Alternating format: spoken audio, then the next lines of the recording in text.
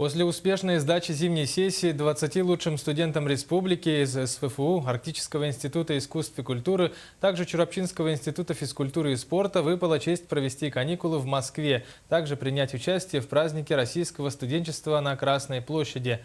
Репортаж нашего собственного корреспондента в столице страны Натальи Сазоновой. У стен Московского Кремля собрались студенты всех федеральных округов. Традиция отмечать 25 января День студенчества или Татьянин день появилась еще в XVIII веке, когда был подписан указ императрицы Екатерины Петровны об открытии Первого Московского университета. А в 2005 году президент России издал указ о Дне российского студенчества, официально утвердив этот праздник. Нынче основное мероприятие проходило на катке.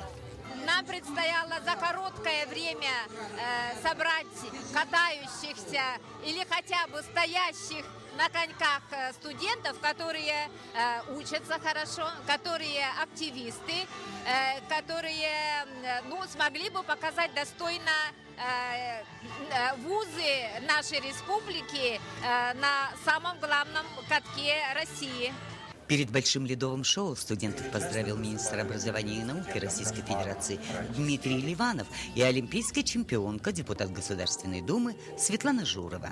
Студенты якутских вузов выступали 6-м номером. Несмотря на то, что на коньки все они стали впервые, композиция по мотивам мифологии народа Саха, длившаяся 2 минуты 45 секунд, была исполнена блестяще. Главным условием организаторов значилось, чтобы в команде непременно была девушка по имени Татьяна, а потому наша Татьяна Колесова стала сегодняшней героиней. Мы встали в коньках примерно 2 недели назад, и это ощущение превосходное. Спасибо, что устроили такое мероприятие, нам очень понравилось, все великолепно.